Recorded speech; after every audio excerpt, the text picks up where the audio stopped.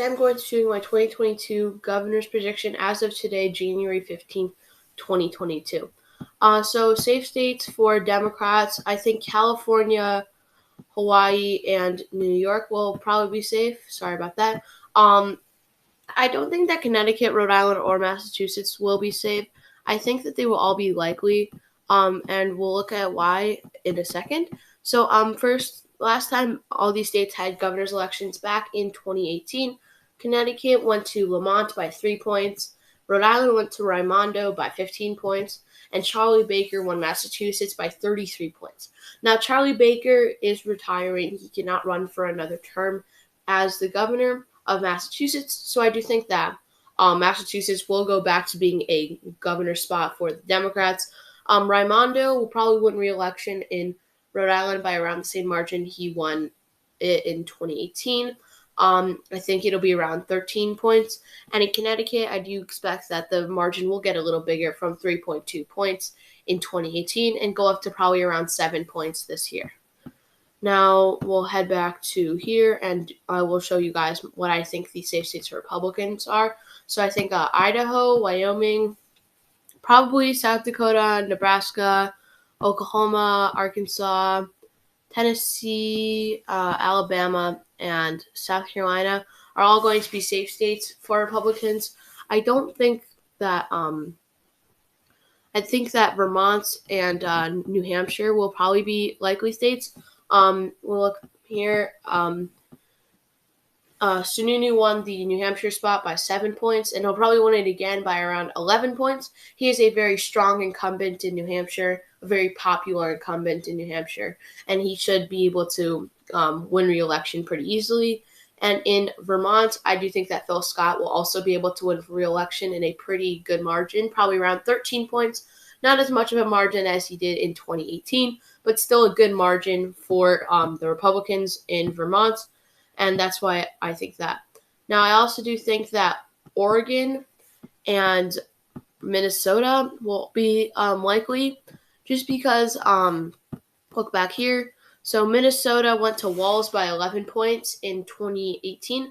I do expect it to stay around the same margin, probably around 10 or 9 points for Democrats. And I also think that Kate Brown will win re-election by around the same margin that she won it in 2018. Oregon has had some close governor's elections in recent history, and this one in 2018 is not an exception. Brown only won it by 6 points in a state that Biden won it by 17 points in the 2020 presidential election. So I do expect Kate Brown to win by around 6 points in Oregon. Now, I also do think that Colorado and New Mexico will be likely states for Democrats, just because Lujan Grisham and Polis both pretty popular in those states. I think Jared Polis will win it by about 8 points this year, and I think Lujan Grisham will win it by about 12 points this year in the election. Some might say, New Mexico might be closer than Colorado, but I do not think that New Mexico will be closer than Colorado. I think that both of these states will be around the same margin.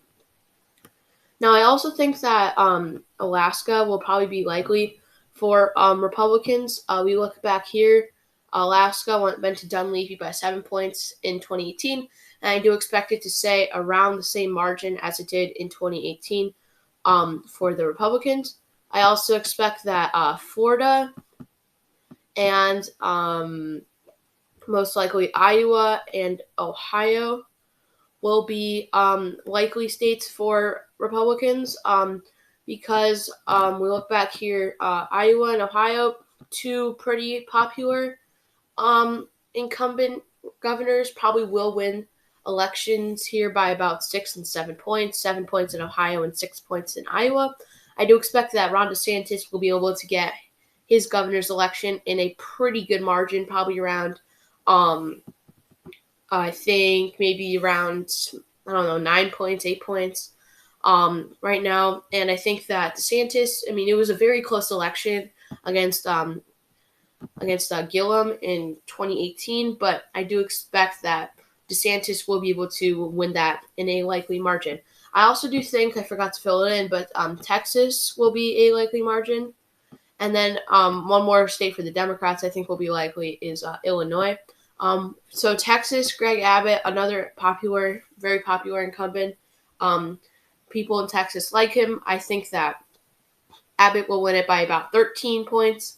I do think that in Illinois, though, Pritzker, probably very, very unpopular incumbent, probably is going to win by around 7 points. He won in 2018 by about 15 points against the very unpopular incumbent Bruce Rauner, and Illinois has had a history of bad governors. So I do think Pritzker will win re-election by about 7 points in Illinois. Now, we'll head on to the lean and tilt states.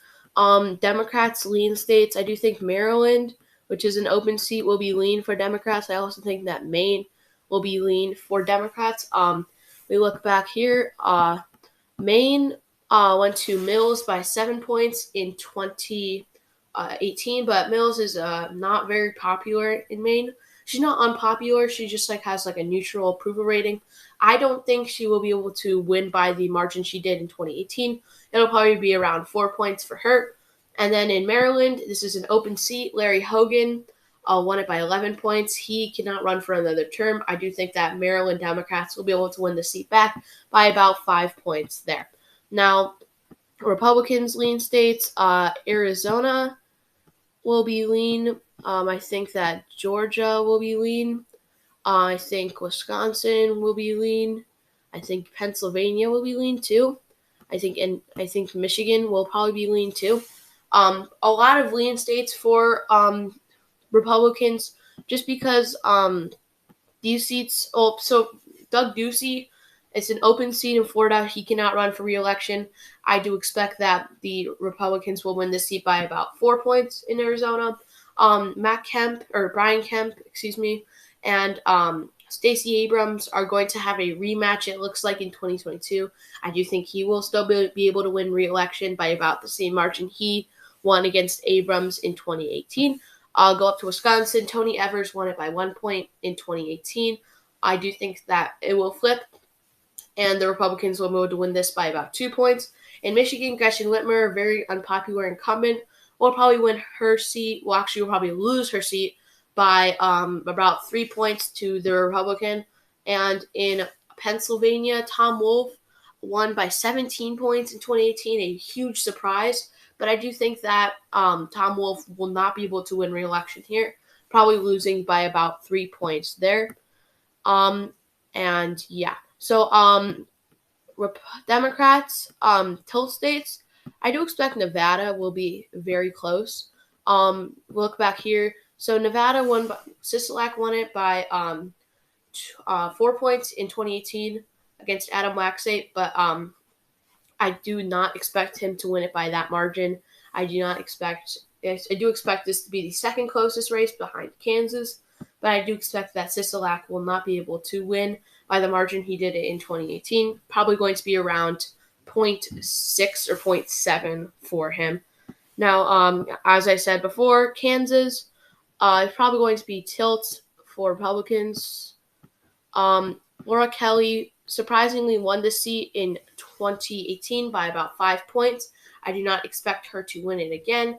That was just a one-year fluke, and I do not expect that Laura Kelly will be able to win re-election. And I think by the time that this night is over, Republicans will have a Republican governor in Kansas. Now, as you can see here, I do think that the Republicans will gain 3 seats. I think the Democrats are going to lose 3 seats. This is just all because of Joe Biden's very unpopular approval rating. Some states are going to be shifting to the right a lot in these elections. But the governor's elections are just very different, as I said before.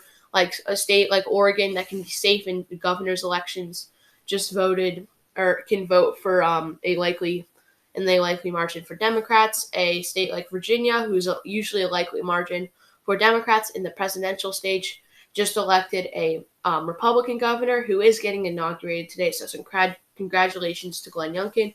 But I do not think that the Democrats have no chance to be able to win the governor spot. So, thank you guys for watching. Be sure to hit that like button, share this video, and subscribe. And I will see you guys in the next video. And I hope you guys have an amazing day.